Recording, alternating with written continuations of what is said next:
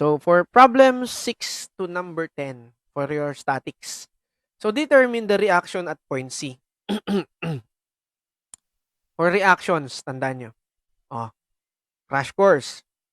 Kapag mga hinges, rollers, pagdating ng rollers, ang reactions mo dito, kapag hinges, X and Y. Kapag rollers, pataas lang. Okay? Pataas or pababa lang. Okay? Ganun yun. Yan ang shortcut nyo. Hindi nyo na kailangan pang resultant dyan na kung ano-ano pa. Walang kuskus balungos kapag hinges, X and Y. Okay? Kapag rollers, up and down lang. Okay? Ayan. So, you are given this diagram kung saan meron kang uniformly distributed, meron kang twisting dito, ibig sabihin rotating, may moment ka dyan, then meron ka dito upward force. Mas maganda kasi ito, tina-translate mo to an FBD diagram. Okay? The free body diagram of this beam. Para malaman mo yung mga reactions. Ang kinukuhanan mo dito ng reactions is C. Crash course again. Kapag summation of all the moments, okay, equal to 0. Okay? Pag papunta lahat dito, that is positive. Clockwise. Counterclockwise, that is negative. Ito lang yun sa moments. Now, kapag naman mag-reaction ka dyan, you're given this beam, okay, mag-free diagram ka. Now, on the free diagram of your beam, okay, di ba sinabi ko pag hinges, meron kang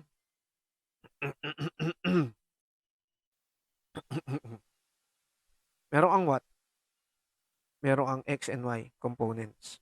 Okay? And then, meron kang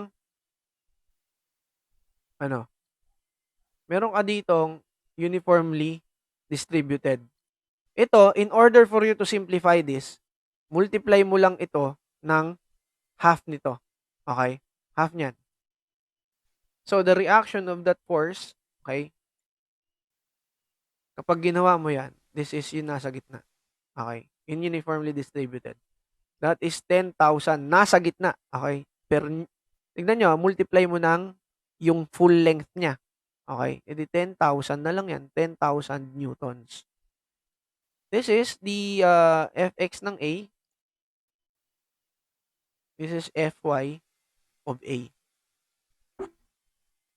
Okay? At point A. Now, meron kang given ditong moment arm. Okay? Makikita mo yung moment arm niya. Maikli pala yung ating line. Ayan. Meron kang moment arm dyan. Okay? From, lagay natin mamaya. Okay? From here, up to here, this is, I think, 0.5 kasi kinalahati mo eh. At the middle of that point, nitong uniformly distributed, 0.5 yan eh. Nandyan. And then, from here up to here, okay, meron kang parang moment, okay? Mamaya may papakita ko sa inyo dyan. Tapos, nandito siya. Okay? Twisting, 1.5 newtons. Dito, 1.5 newtons.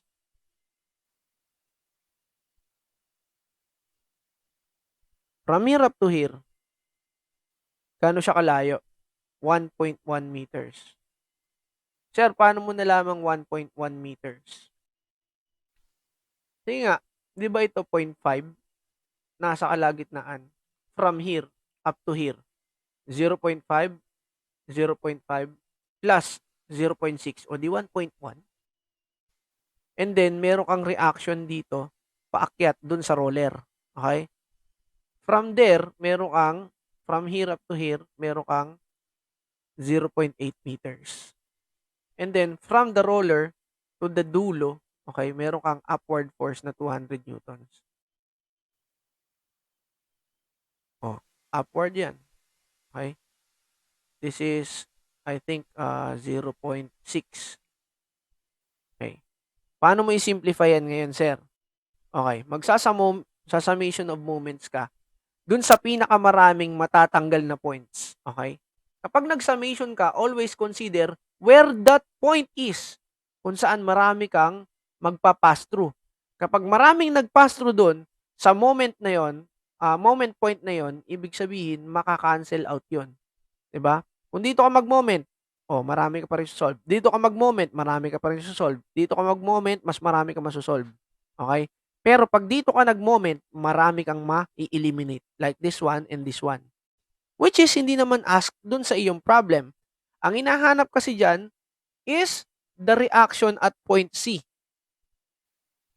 So, madali nating makukuha si C. If this is CY, okay? Force on CY. The reaction on CY.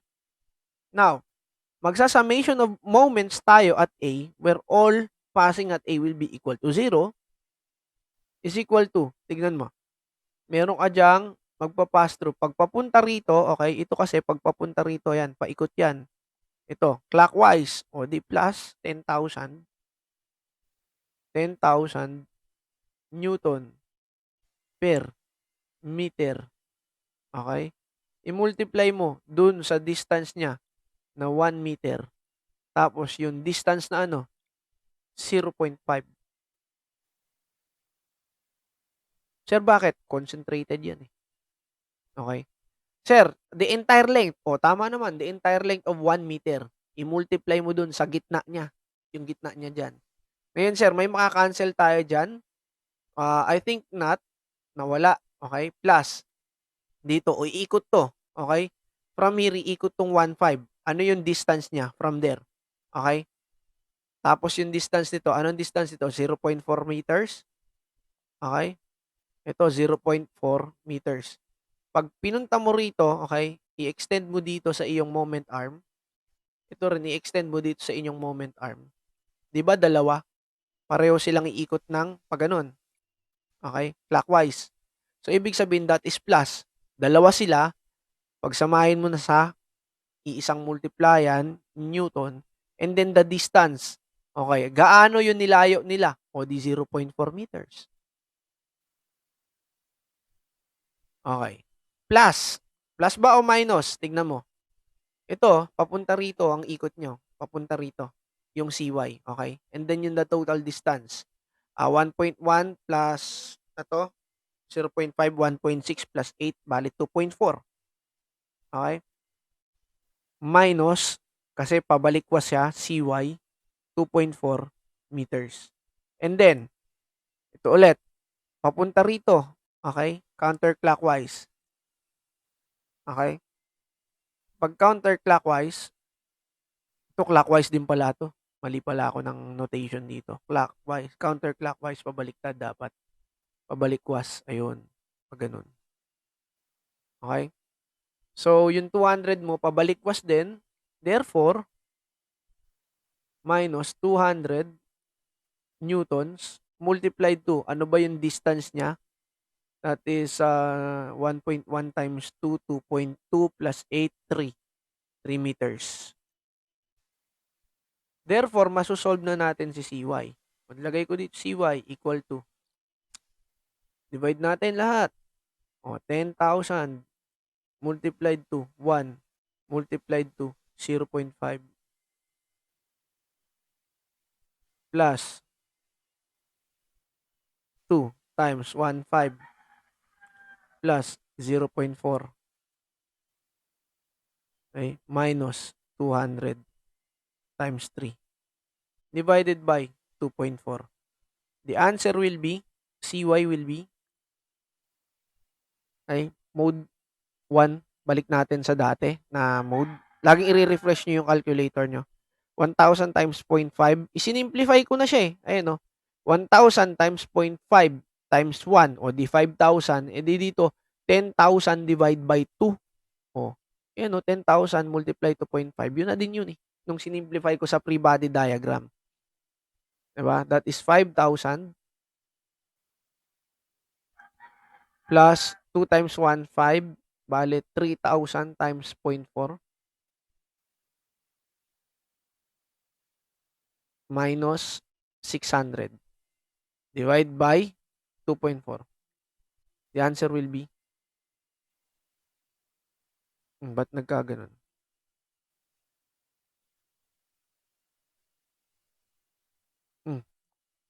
2,000 pala 'to, hindi 200. Dito, 6,000 yan. Oo. 2,000 to nasa dulo, hindi 200. Parang mali ako ng, ayun, 2,000, hindi ko siya nakita. 2,000. Labo kasi nung drawing eh. 2,000, 2,000. Okay.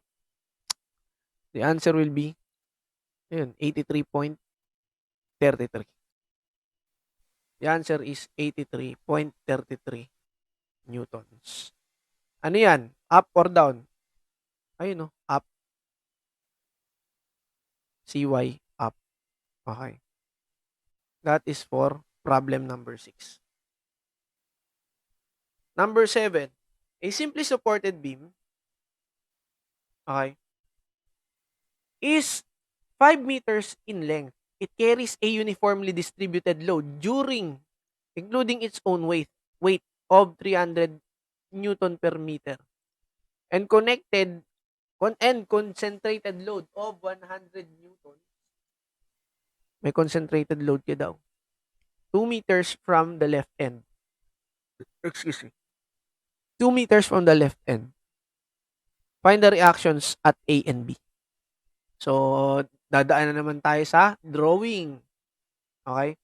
Simply supported. Dalawa lang yan. Simply supported beam, meron kang hinge, and then meron kang roller. Now, sabi dyan, 5 meters in length, it carries a uniformly distributed load including its own weight of 300 Newton per meter. So, simply supported. Okay? Uniformly distributed daw. Okay?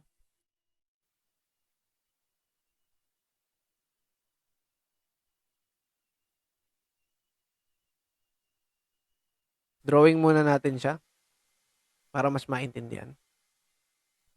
That is 300 Newton per meters, including its own weight. And the concentrated load of 100 Newton, 2 meters from the left end, nandito. So, meron ka daw 100 dito. Okay, 2 meters. If this is 5 meters, okay, 5. So, hatiin natin. 1, 2, 3. Yun. Hindi pantay-pantay. So, nandito 2 meters. Ayan. Meron ka dyan naka 100 newtons. Newtons. From here up to here, 2 meters. Ayan. Find yung sa reactions at A, reactions at B. Simply supported, dito meron ka reactions dyan na AY, ito AX. Hanapin mo daw. So, ang pinakamabuti dito na gawin mo is summation of all the forces at Y equal to 0. And then, summation of forces X equal to 0. Now, solving. Tignan nyo yan. Mag-free diagram pa ba ako dito? Kahit hindi na. Okay? Summation of all the forces in Y. Lahat naman ng Y dyan, pwede nating masolve. Okay? Yung reactions at A, meron kang reaction at A, meron kang reaction at B. Ito na yun. Okay? RA, RB. Meron kang lahat ng nakababa, lahat ng nakataas. So, 300, i-concentrate mo to sa gitna. Okay? 300 Newton meter divide by 2. So, 300, tapos may 100 ka dyan, and then 790. Saan nang galing yun? Okay. Hindi natin masasolve basta-basta ito. Kailangan gamitan natin ang summation of forces. Saan ka mag-summation of forces? Summation of forces. Summation of moments. Okay? Summation of moments. Yung maraming makakancel at dadaanan. Dito ka ulit sa A. Okay? Marami kasi ditong makakancel. Tulad nung ito, tsaka yung component nung sa y. Okay? Maka-cancel dyan. So, mag-summation of moments at A muna tayo. Equal to 0. Okay. Ito, dadaan dito yung 100. Okay? 100 times 2 equal to 100 newtons times 2 meters. Pababa yan eh. Plus, yung concentrated, uniform. Concentrated yun na una, yung uniform distributed load kasama its own weight, 300 newton meter. 300 newton per meter. Saan yung concentration yan? Okay? Times 5 meters. Yung concentration niya is at nasa gitna, pinakagitna. Ano bang gitna ng 5? 'Di ba 2.5? Yun. Andun, 2.5 meters. 'Di ba? Unahin mo, ganito yan ha. Una, yung buo, i-multiply mo ng buo ulit. Yung weight, i-multiply mo ng buong length. And then, i-multiply mo ulit nung kalahati nung length. Okay? Ganyan yung tamang pag-solving kapag moments. And then, minus, kasi ito, yung RB mo, papunta na rito. Counter na yan. Okay? Counterclockwise. RB multiplied to, saan ka nagmula? O, D5. Now, you can solve for RB. RB is equal to, yan, tignan mo ha. 200 plus 300 times 5, that is 15 times 2.5. 15 times 2.5, 3750. 3750 divided by 5. Okay, 200 plus 200 divided by 5. That is 790. Reactions at B will be 790 newtons. Now, nasolve natin si RB. How about RA?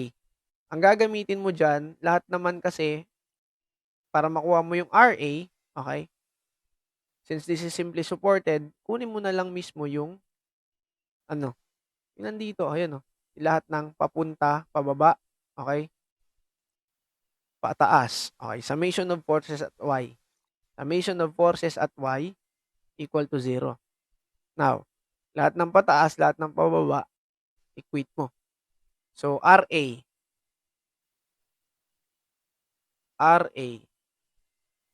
plus, okay, paakyat,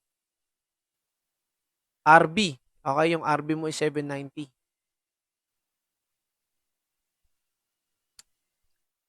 Tapos, minus, kasi pababa yung 100. Tapos, minus 300. The entire length, multiply mo ng 5 equal to 0. Meron ka ng value ni RB, makukuha mo na si RA. Therefore, RA will be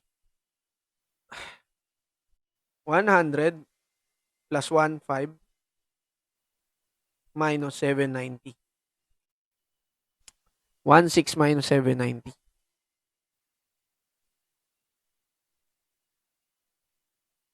Wala talagang shortcut dito. Kailangan, you will undergo with the process. In summation of moments and then summation of forces. 810. So that is for problem number 7. How about problem number 8? A 40 kilogram block is resting on an inclined plane. Ganun ulit katulad nung kanina. Making an angle of 20 degrees from the horizontal. If the coefficient, itong problema nito, may coefficient of friction na, is 60 degrees, 0.60.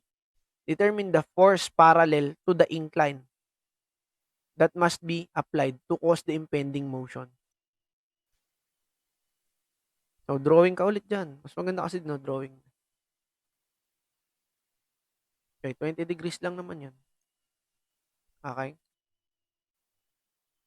Meron kang block. Okay, may bloke dyan.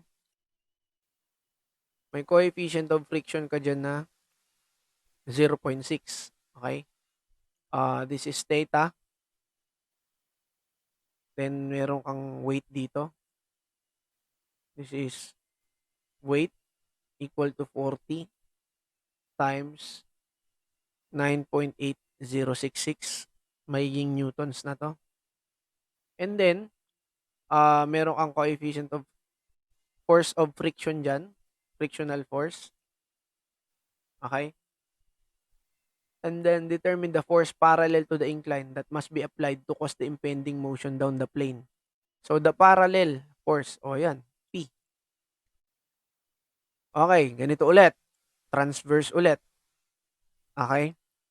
Dito pa rin yung theta, may component ka nito. So, lagay natin, mas maganda. Yung component niya, di ba, W sin theta. Diretso mo na agad. Yung component naman niya sa x, anong tawag doon? Wx.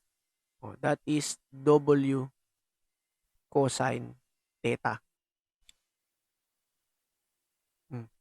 Ngayon, go to summation of forces at x. Summation of forces at x. Paano? Punta ka ulit dito. Okay? Yan ulit. Andito na naman yung weight mo.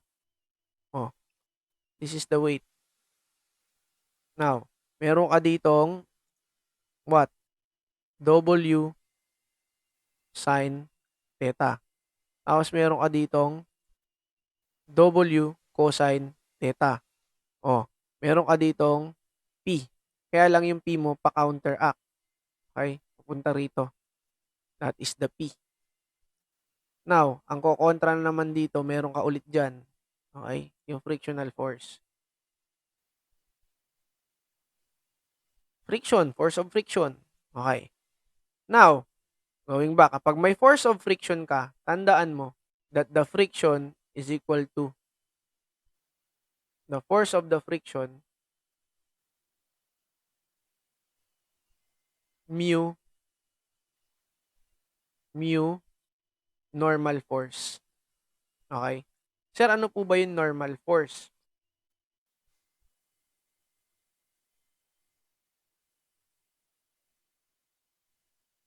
The normal force is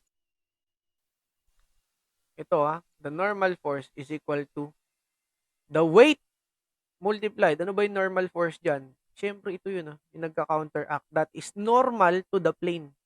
Ayan. That is the normal force. Weight, tapos, cosine theta. Yan. Weight, normal, or the mass times gravity times cosine theta. That is the normal force. Ayan, the normal force.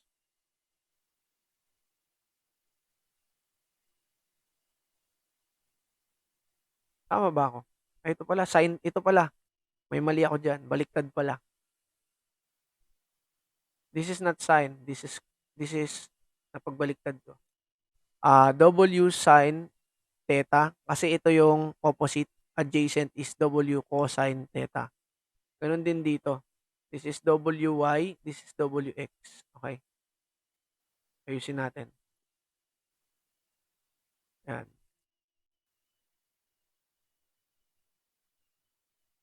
Ito yung plane mo, inclined plane. This is W cosine theta. This is W sin theta. Yan. Summation of forces at x, 0, equal to the frictional force minus yung P minus WX equal to 0. Sir, saan mo nakuha yan? Yun, tignan mo. F, P, W sin theta. Okay? Dalawa sila, parehong, ang counteracting lang sa kanila is FF. Okay, papunta rito. Tapos meron W sin theta. Tapos P. Ayan. FF, what is FF? FF is, mu n. Mu, what is 0.6? Tapos, FF is 40 times 9.8066. Mu, normal. Okay? Cosine, theta, this is 20. Tapos minus P, yun ang hinahanap natin. Okay? And then, hanapin natin si WX minus WX. That is 40 sin theta naman yan, di ba? X. Mhm. Mhm.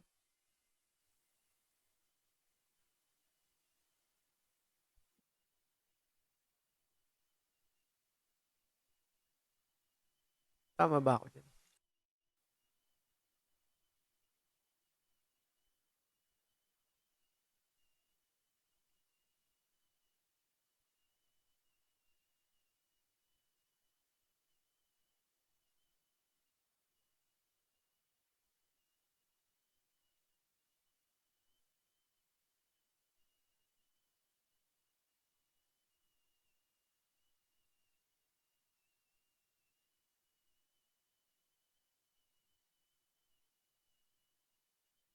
Ano ba hinahanap natin dito? Force parallel.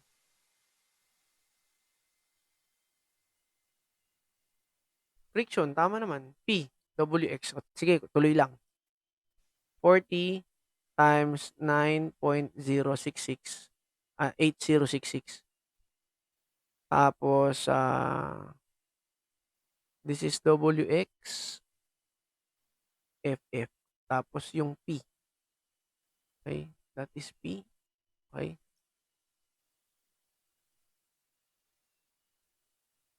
Tama. Mu normal eh. Tapos P. Okay, tama pala ako. 40 sin theta. Sin 20 equal to 0. Now, this is P. Okay? P is equal to 0.6 multiplied to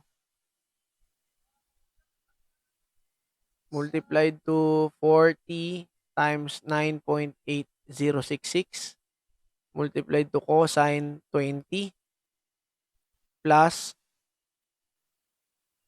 40 times 9.8066 then multiplied to sine 20.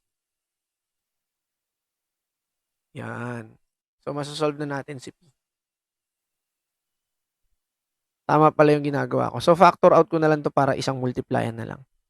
40 times 9.8066.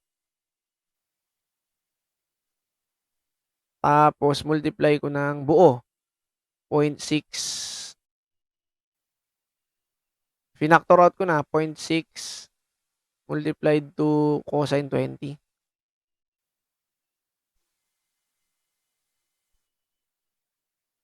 Ayan. Plus sine 20. The answer is 355. Okay? 355.33 newtons. 355.33 newtons. Okay? So that is for problem number 8. How about problem number 9? So the problem number 9 is more on derivation lang sa mga reactions niya.